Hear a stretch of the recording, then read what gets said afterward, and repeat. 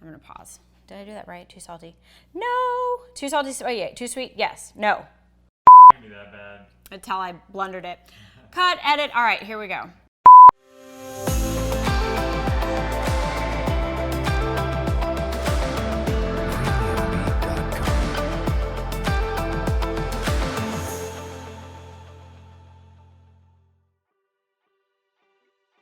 Hey, it's Jess. We're in the kitchen, and today we're talking about seasoning your food.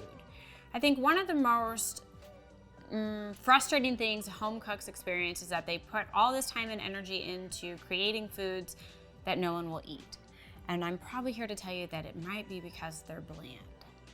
All right, so nobody likes bland food, which is why we love restaurant food and why we love going out to eat. Their food is seasoned, sometimes even over-seasoned, but you get a lot of good depth and flavor. But with a few simple tips and tricks, you'll be able to recreate that restaurant quality food right in the comfort of your own home, which we're all in now because we can never leave. All right, so here's a couple tips. So let's take salt out of the equation and replace salt with a drop of acid. So acid being like some fresh squeezed lemon juice. I'm a huge fan of apple cider vinegar. It also has like antifungal properties. And actually, this is a very weird thing. My PT told me to put this on a cotton ball and put it on my daughter's bunion. It's so not food, it is gross. But like every night and put a sock on it and it's supposed to help that, I don't know. So I'm a super big fan of apple cider vinegar. It has a lot of healing properties. You can take a bath in it, which I find is bizarre. It's like a little human stew, but it's really good at detoxifying the skin. I've got a little citrus vinegar here. So we're talking about soups, stews, sauces, just giving it that burst of flavor right at the end. And a little bit goes a long way. We're talking about 1/8 of a teaspoon, which I don't even have a measuring cup. So it's like, this is a 1/4 teaspoon, it'd be like half of that. You can imagine in a big thing of soup, or if you're making lentil soup or whatever. So like thinking of the very edge of your pinky nail size. But just experiment with it. Start with a little. You can't take it away once you've seasoned it. So start small and then gradually increase. All right, where else can we go? All right, so if you haven't seen the salt video, think of using kosher salt when you're salting your proteins. So it's got a larger grain, it's easier to spread, it's easy to cook with. There's really a reduced risk because of the sodium content and the salinity of over-salting. So using a coarser grain salt is easier to cook with. Definitely for your proteins, it's gonna grab onto that flesh and make it easier to adhere so you're not losing all of that seasoning in the cooking process. All right, so you can pep up or tone down your pepper. So depending on when you add pepper in the cooking process, you can either kind of spice it up or tone it down. So the cooking process will naturally break down the delicate coating in the pepper. And so if I add pepper to, let's say, my chicken breast before I cook it, it's going to be a more mellow tone versus if I'm serving a chicken breast and I'm just going to grind some pepper right on its way out the door to service or to the table, that's going to have a much stronger pepper flavor. So depending on when you incorporate this guy, that's going to either pep up or tone down that kind of spiciness. Let's go, cold foods, summertime. We love cold foods, cold soup, salads, gazpacho, think pasta salad, potato salad. You have to almost over-season cold foods. So just the texture of the cold against the tongue will dull your taste buds. There's a story of like an ice cream tester. So if you would taste ice cream melted, it would be so oversweet. It would almost be like nauseating. You couldn't eat it. But we eat ice cream obviously cold. So the amount of flavor, sweet, sugar, intensity of flavor that they have to put into something that we're going to eat like ice cold is extreme. So just note that. So on your next pasta salad, I would suggest really generously seasoning it as you chill it. Taste it before you serve it, especially so as those flavors kind of marry and soften and settle. And maybe you're making the potato salad and it's kind of warm and then you cooled it off and now you're getting ready to serve it, and make sure you serve it cold and keep it cold because that's where foodborne illnesses come from. Summertime, nobody wants to get sick off grandma's potato salad. But just taste it before you send it out. Always think of adding just a little extra salt on the way out the door. Tasting your food along the way is super helpful. All right, so what else? Have you heard the term umami? So there's another there's like sweet, savory, and umami, and it's just this kind of category all in of its own, and it has to do with glutamates. So not the notorious MSG that we all heard of in the 80s and that we like asked for not to be put into our Chinese food, monosodium glutamate, just glutamates in general. And glutamate in Japanese actually translates to deliciousness. So who doesn't want deliciousness, right? So consider maybe some things that have high levels of glutamate are Worcestershire sauce, soy sauce, and anchovies.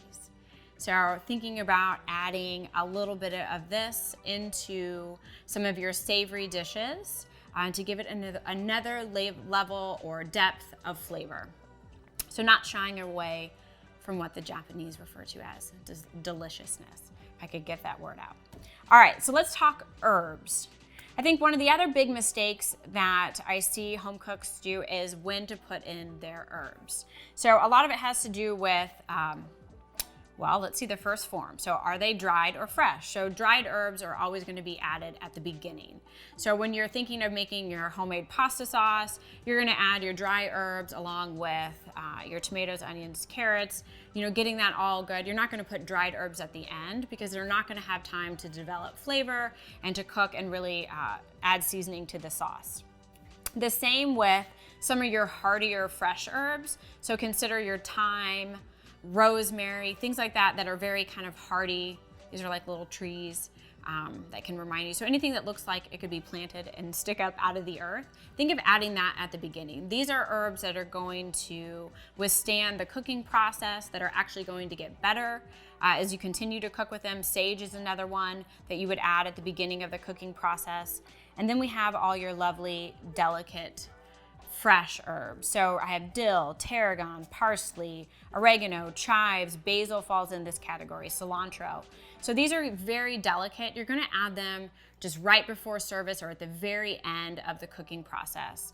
You want these to maintain their very delicate taste, texture, and color. So if you've ever added fresh basil to the beginning of a sauce, it just kind of cooks down and it almost looks dried at the end of the day. I think I've added it into my chicken noodle soup and it just looks like I might as well have added dried basil, because adding fresh basil at the beginning of chicken noodle soup and then boiling it for an hour is not doing you any good.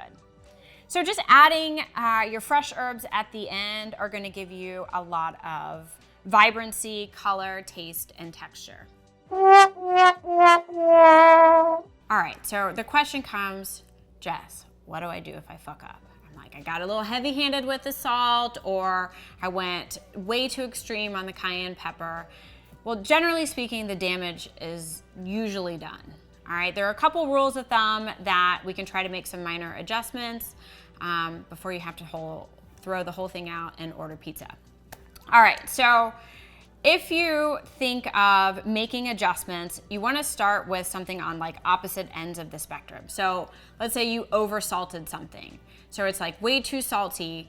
To negate that, you'd want to add, ding, ding, ding, like an acid or lemon or vinegar. So it's like way too salty. I'm going to add this acid and see if I can try to balance it out. And again, little by little. So you're like, holy shit, I put a 1/4 cup of kosher salt in and I asked for a 1/4 teaspoon. You're probably royally screwed, but you could try by slowly adding in maybe a little lemon juice depending on what you're making, or a little vinegar, and try to balance out the flavors. So acids are really good at kind of taking away that bitterness that comes from cooking. Sometimes tomatoes have that. So adding that can balance out the flavor. What if you made it too sweet? Which is something that I've done making my pasta sauce. You're supposed to just add a little bit of sugar and it's gonna bring out the depth of flavor in like the tomatoes and really let them shine. But I've gotten a little heavy-handed, I'm not gonna lie, with the cane sugar in my kitchen. So what we would think would be is like, let's throw a bunch more salt in there, sweet, salty, but it's not, it's an acid or a spice. So maybe by adding a little crushed red pepper flake for considering, like if it's a tomato sauce. You also have to take this into consideration. So depending on what the dish would be, like if you made your brownies too sweet, your brownie batter too sweet, and you taste it and you're like, oh my God, it's too much. So you're not gonna add crushed red pepper flakes to brownies, right? That would be terrible. But you could add espresso powder or liqueur or something that's gonna have a little bit of that bite to try to balance out the sweet flavoring. What if you made it way too spicy? You're like, I'm in this chili and it's like really good, but my eyes are watering, I'm sweating profusely, the kids won't eat it. Think about incorporating a little bit of fat. So butter, cream, sour cream. Like what happens if you've ever had like jalapenos and you've like touched your face? I'm always like I have dairy-free sour cream, so I don't know that counts, maybe. But I'm like putting mayonnaise or milk, or if you're too spicy, you see people on the Food Channel that are eating like ghost peppers and then they're chugging milk.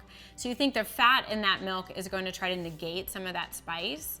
Again, use it sparingly. My biggest tip, I think, with seasoning food is start small, especially if you're not comfortable, maybe using like kosher salt or understanding the complexity or depth of herbs that maybe you haven't cooked with. Start small, add more, and always taste before you serve it. You never want something to go out that you're not super proud of or that you wouldn't eat. You don't want to serve food to your guests that you wouldn't eat, or even to your family, even your husband. You'd want him to have good tasting food. But yeah, taste it along the way, adjust seasonings as necessary, and just remember these tips. If you mess up, hopefully we can save it. Yeah, and have fun.